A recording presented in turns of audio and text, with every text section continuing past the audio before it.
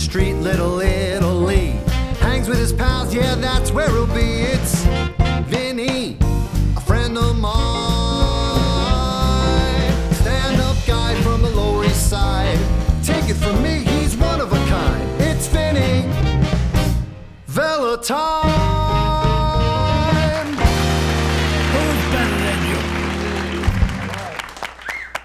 Oh boy, welcome to Tell It Like It Is, the Vinny and Mariana show. Hello, Mariana. How are you doing, Mr. Vincenzo? I'm hanging in there. I'm hanging in there. You're better, huh? Yeah, I feel a lot better. Feeling better? You know, well, won't get into it, but I wasn't feeling too good. No. You know, a couple of months ago. No. Then I wound up back in the hospital again for another couple of days. We won't even get into that. But you're back. But I'm back, That's the most important thing. One of my doctors said, you know, you're like a freaking boomer. You're coming in and out and out. I'm in the hospital dying, and people want to take pictures with me. That's another story. But anyway, I didn't care about that. You know, but before we start off the show, you know, these terrorists, I'm not going to say too much about them because I don't want Mariana to get mad at me because she's not into violence, and neither am I. But these, what do they call them? ISIS, whatever they call them. Meanwhile, they're protecting the people in New York, terrorists, from what they could do over here. And then meanwhile, they're not doing nothing about what they're doing there. And they're recruiting kids, and it's getting bigger and bigger and bigger. I just think that they should go over there.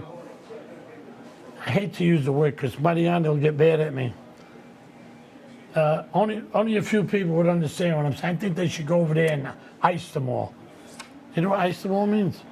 No. Good. Well, a lot of people out there knows what I mean. They should ice them. Am I saying the word right, Al? There, Ice them. Yeah, ice them. Whack them. Yeah, ice them. Get them off the face You're of right. the planet. You're right. No good. And I mean, they're just mean people, man. But anyway, I don't even want to talk about it because then I'll get upset. But in the meantime, tonight we have such a great Guest. guest tonight. We do. Not only has he been on our show before, but this guy's not only an actor, he's been in so many television shows. Sopranos. Films. His resume is endless. It's an actor's it's from dream. here to Rhode Island. It really is. And not only is he a friend of mine, and his wife loves me. That's another story. She's a medical doctor and a psychiatrist, but I don't want to get too. I don't want to get next to her. She'll start to know what I'm thinking. Yeah. Then she'll punish him for hanging out with me. And but I'm so happy that I was able to get it back again.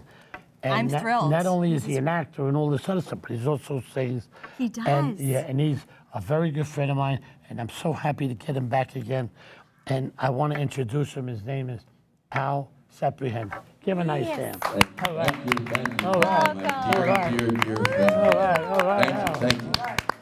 You know, you asked me to sing a couple of songs, so I picked two iconic tunes from the score of my life, of my adolescence. And one is from one of my favorite writers, Neil Diamond. It's iconic, and you'll recognize it. Hit it.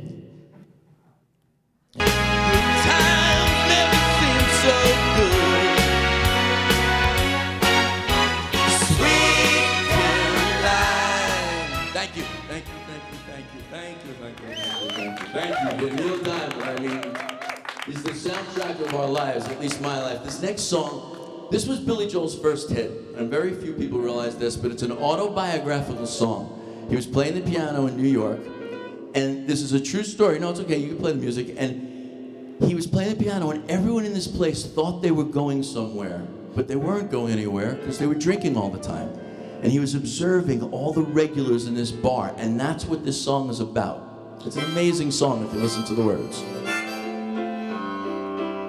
And let's hope I remember the words.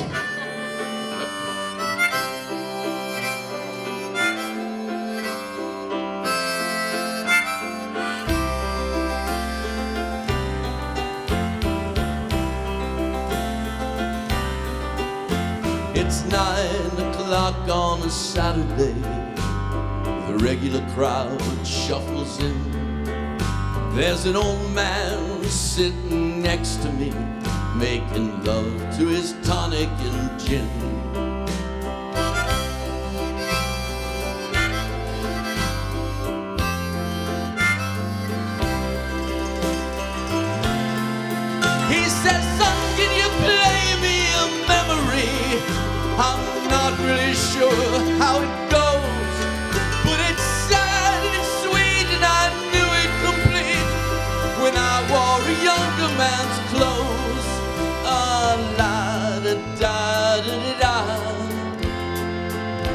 La da da da da.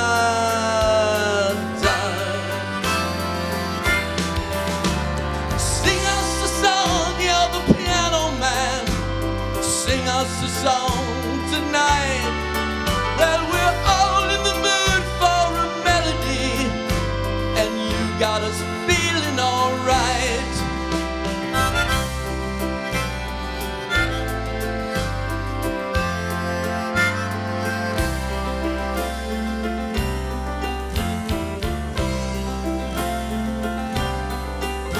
Now John at the bar is a friend of mine. He gets me my drinks for free, and he's quick with a joke or to light up your smoke, but there's some place that he'd rather be. He says, Bill, I believe this is killing me, as the smile ran away from his face. Well, I'm sure that I could be a movie star if I could get out of this place. Oh, la da da da da, la da da da da. Now Paul is a real estate novelist who never had time for a wife, and he's talking with Davy, who's still in the Navy and probably will be for life.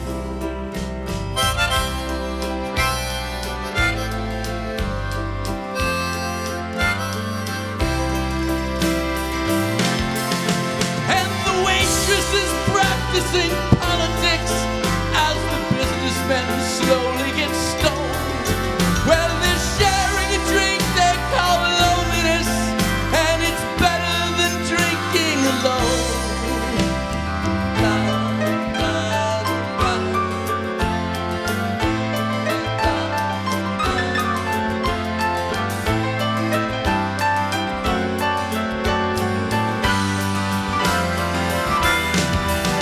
So sing us a song, you're the piano man.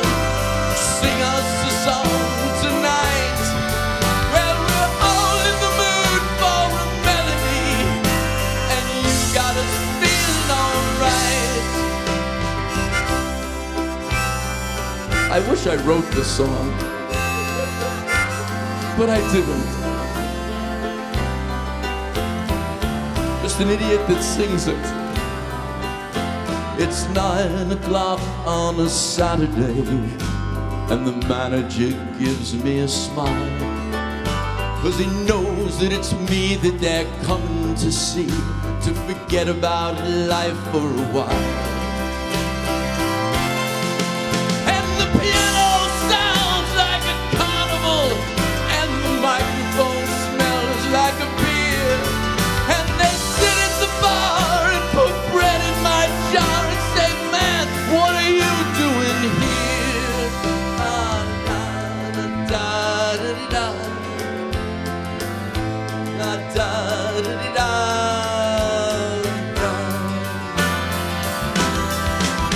So sing us a song, you're the piano man. Sing us a song tonight. Well, we're all in the mood for a memory, and you got us feeling alright.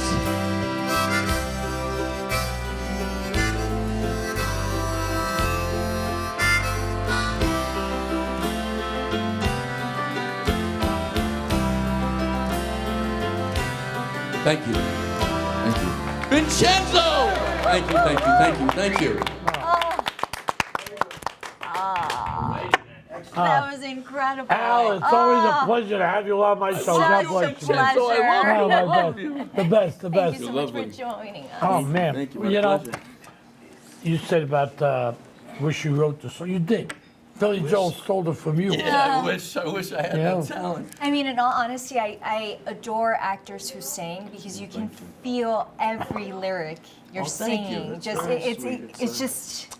it's pretty remarkable. It's a joy to be in the arts. It That's is. all. I mean, honestly, Yeah. it's it has its ups and downs, and it gets Of course it frustrating. But does. it's a joy. And to you be- have a resume from here to Rhode Island. 80, Thank God. 80 films? So let's hope it continues.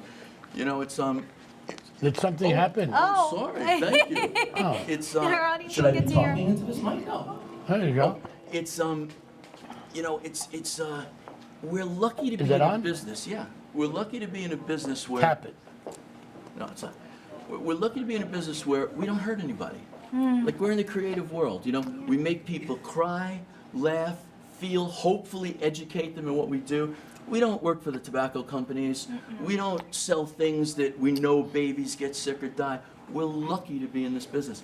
Can I just say something really quickly? Sure. I watched a show last week. This Kreskin guy. The amazing That Kreskin. guy was unbelievable. You know, I mean, this guy finds your watch. He finds people's things. I can't even find my own keys.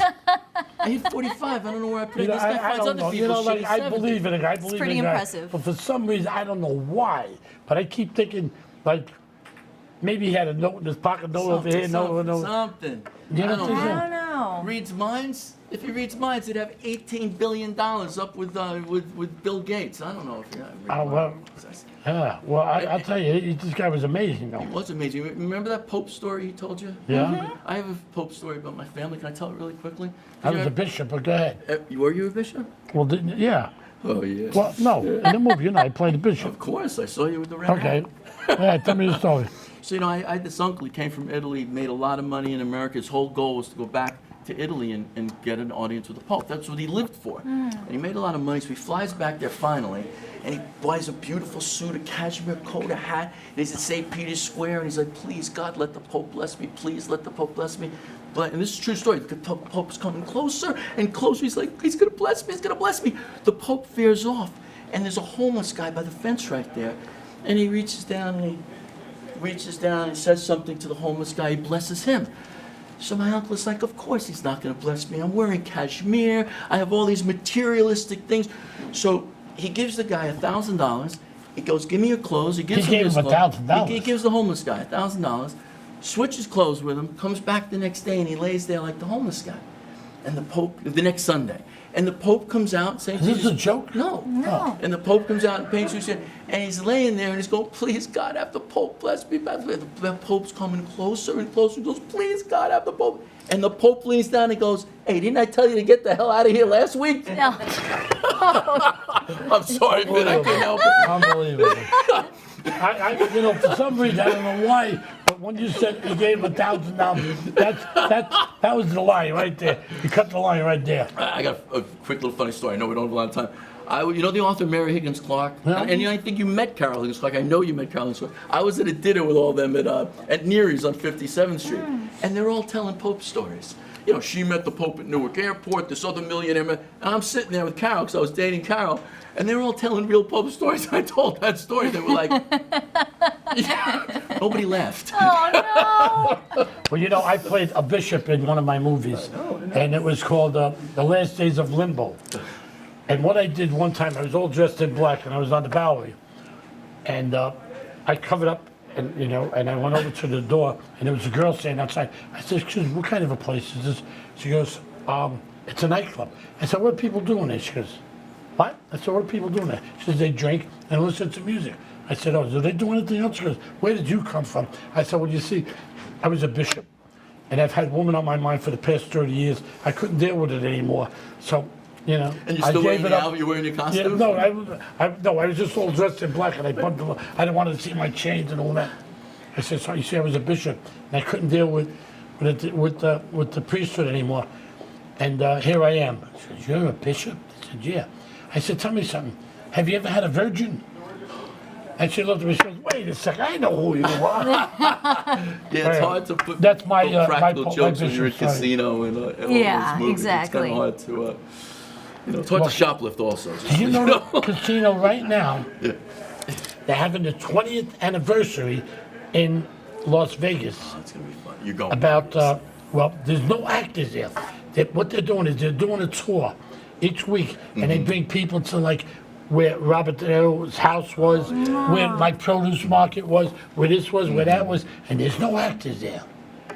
So I'm gonna go right underneath the table. Yeah, I'm And gonna, when is this happening? You Say should what? be in the When? produce market. when they're doing it, well, they start this month. This They're month. gonna do one each week until June.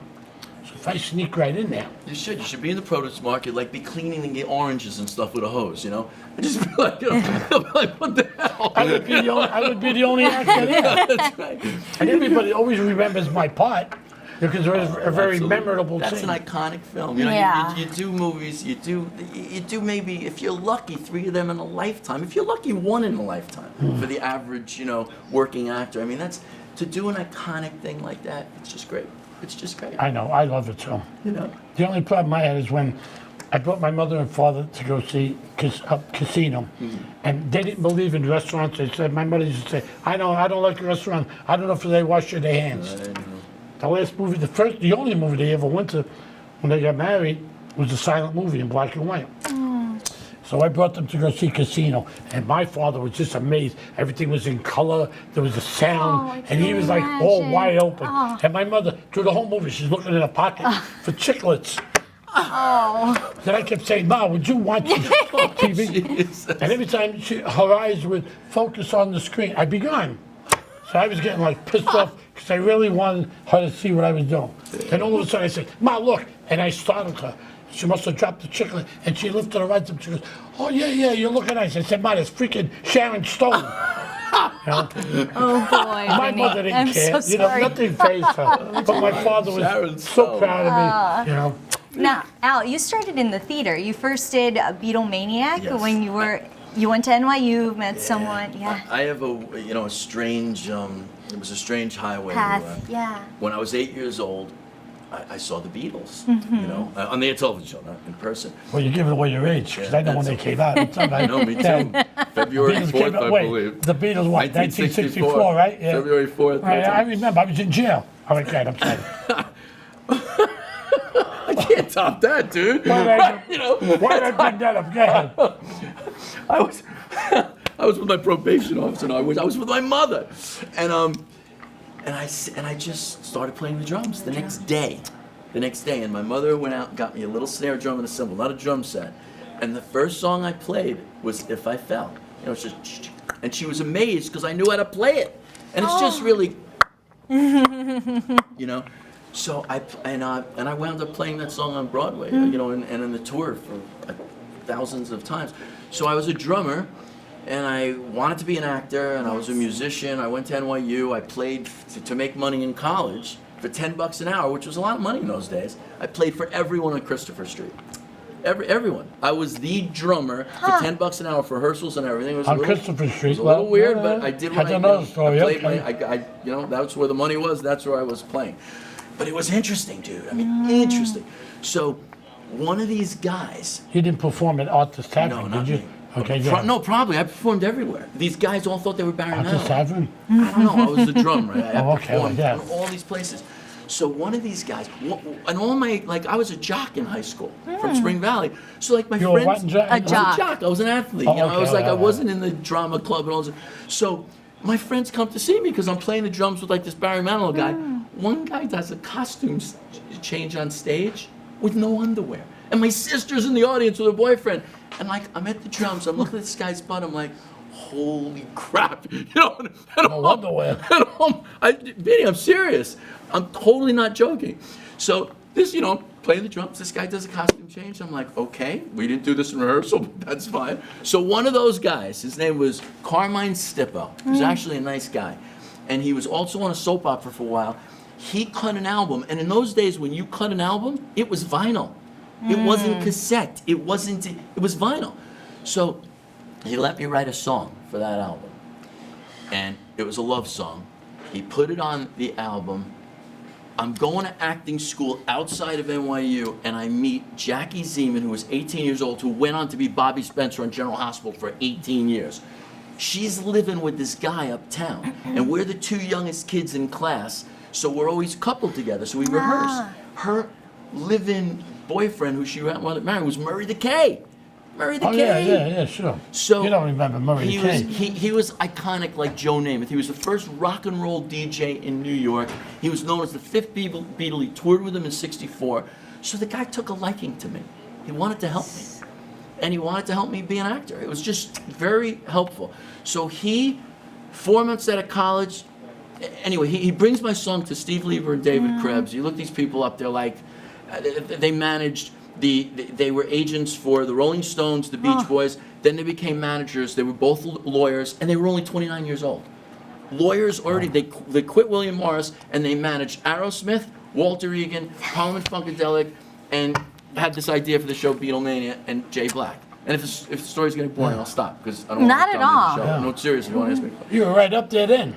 No, I'm a kid. I'm in college. I'm freaking, So we go with the song, and they're like, this is a great song. This will be Jay Black's comeback song. So I'm like, okay, I'll make a lot of money. It'll pay for acting school after college. I'm fine.